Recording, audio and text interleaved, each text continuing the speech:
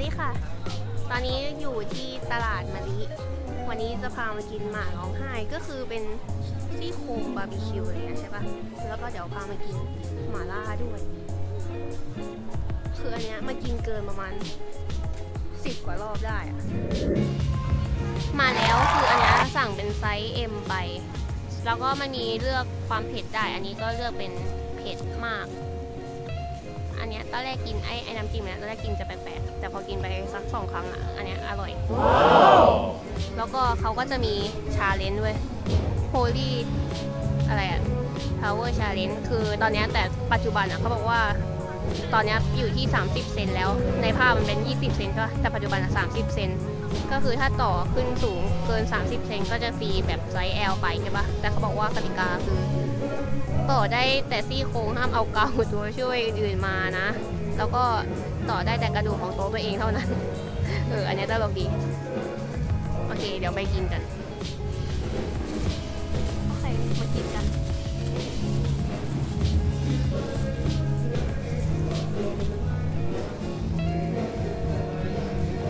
คือจะบอกว่ามันค่อนข้างกินง่ายอะมันเปื่อยอะเขาเรียกว่ามันเปื่อยมันยุ่ยเลยอะ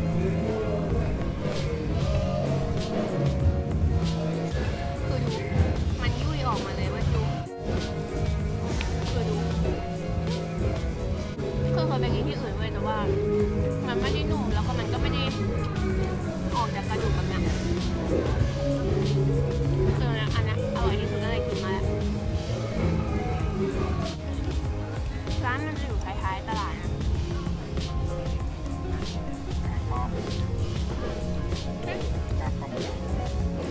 อยู่แถวหน้าป้อมยามอะที่ไว้ที่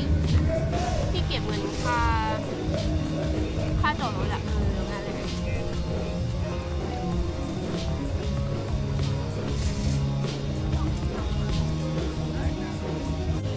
อร่อยมาก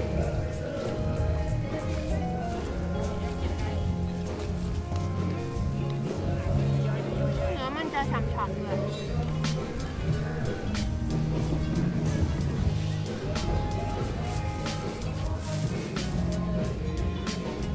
คือเป็นไฟโคตรอร่อยแบบกรอบ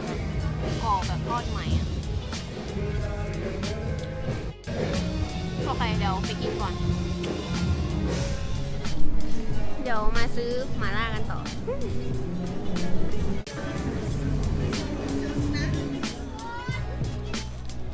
ตอนนี้ก็มาหาที่นั่งกินหม่าล่าแหละคือไอ้ร้านเมื่อกี้อร่อยมากคือมันจะย่างแบบแห้งๆอ่ะแล้วก็มันจะหอมเครื่องเทศคือกินแล้วลิ้นไม่ชาชอบคือตลาดเนี้ยโคตรร่มรื่นแบบเย็นมากแบบคนไม่ได้แออัดแล้วก็มีแบบถังขยะตามจุดค่อนข้างเยอะคือใครยังไม่เคยมาอยากให้ลองมาที่ตลาดมะลิอยู่แถวแบบเมืองทองอ่ะแล้วก็เดี๋ยวจะจบคลิปแล้ว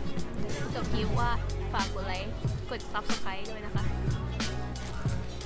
อยากให้ลองมากินอันนั้นอ่ะมันไอ้ที่ซี่โครงอ่ะมันชื่อว่าหม่าร้องไห้เว้ย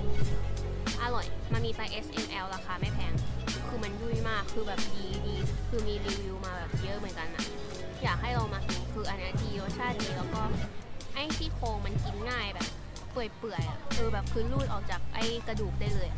โอเคไว้มากินกันใครอยากให้ทำอะไรก็ฝากคอมเมนต์แล้วก็ฝากกด Subscribe ด้วยนะคะขอบคุณค่ะ